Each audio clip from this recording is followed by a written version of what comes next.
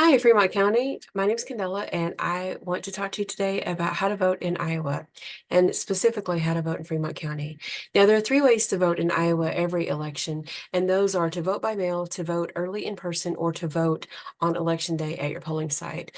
Unfortunately, as of October 21st, 2024 at 4:30 p.m., voting by mail is no longer an option if you haven't already got your absentee ballot request into the county auditor's office. The Republican legislature cut our days of early voting this year. They've also made a few other arrangements to make voting a little more difficult.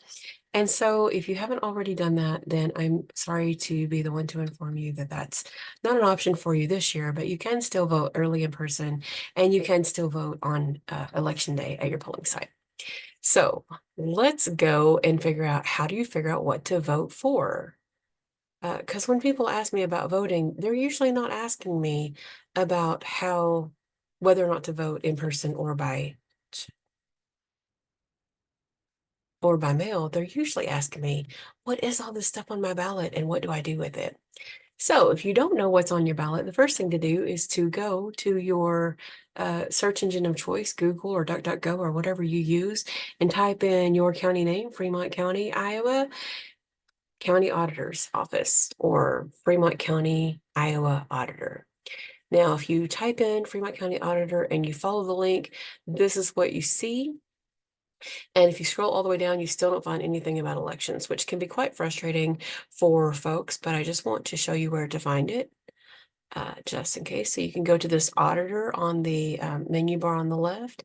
You can go to auditor and then just move your little cursor over to the 2024 general election info. Click on that.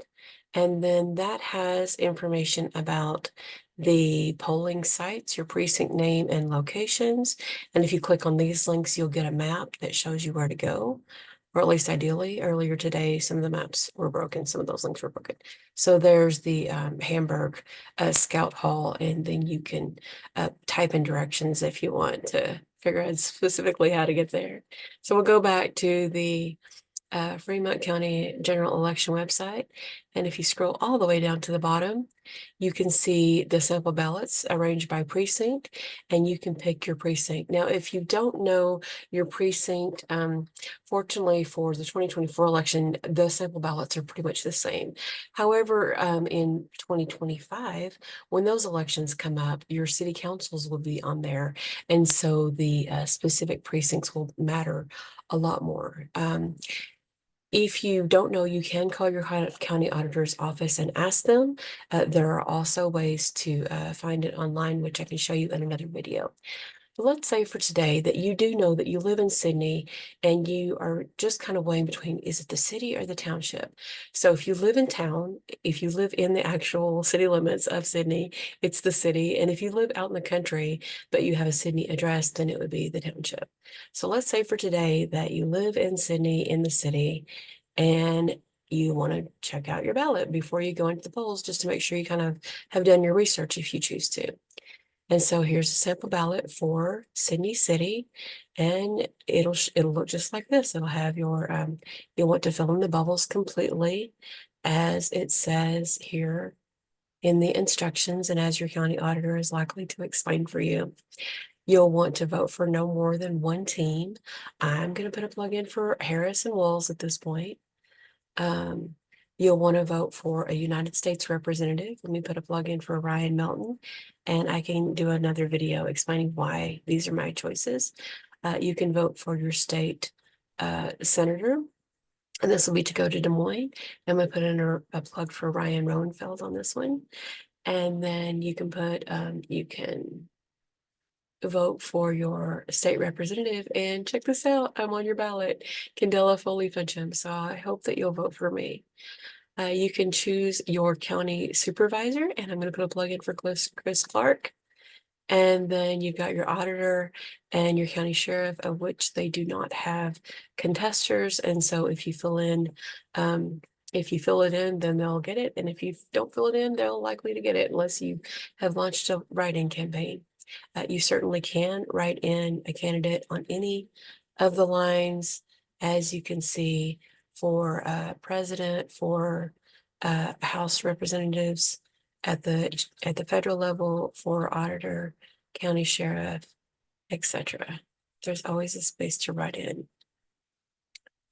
Okay, and then I want you to remember to turn your ballot over if you're if you're ready to vote. But for the purposes of our example, we're just going to scroll down to the second page, and then you can see that you can vote for 3 here. You can vote for no more than 4 there. And conveniently, they've given you 3 choices. So if you don't like your choices, you can write in 3 different names. If you write in a name, be sure to fill the bubble beside the name that you're writing in. Similarly, if you are voting for the county agricultural extension office, you can write in 4 names or vote for some variation of the ones that are there. I want to explain real quickly undervote versus overvote. An undervote is, for example, if there are 3 bubbles, if you can vote for up to 3 and you only choose to vote for 2 of them for whatever reason, then that would be considered an undervote. Undervotes are counted, so the 2 people that you select, whether it's a write-in or of the names listed, those would be selected. However, if it says vote for no more than 3 and you vote for 4 for whatever reason, then this particular part of your ballot would be rejected. Now, your other votes would still be counted within your ballot, but that particular part would be thrown out. Now let's go on to the judicial ballot. So you've got the judges on the back, and the question is, shall they be retained? So shall we keep these particular judges? And I'm going to say we do not want to keep David May, nor do we want to keep Samuel Langholtz. And my reasons for that is because I am a reproductive rights voter and a reproductive rights representative, and these two judges are not not willing to give us our reproductive rights and freedoms. For the rest of the judges, I voted yes, but you can certainly, as you've got your ballot there, you can look up each one of the judges in Google, find out whatever information you want to about them, and spend as long researching each of the judges as you might choose. Or each of the candidates. Certainly look me up. I'd very much appreciate the hits to my website. And then on the back, you also have 2 constitutional amendments. And if you're interested in my vote, that will be in another video. And then down at the bottom here, we've got the Iowa Western Community Public Measure. And I would put a plug in for yes for that, because I want to do whatever helps us thrive as a community with regards to our public education system, including our community colleges and universities. Okay, so that's everything I could share with you on this ballot. Certainly feel free to drop a comment if you have questions for me, or find my website and ask me there. Thank you so much for paying attention, and happy voting.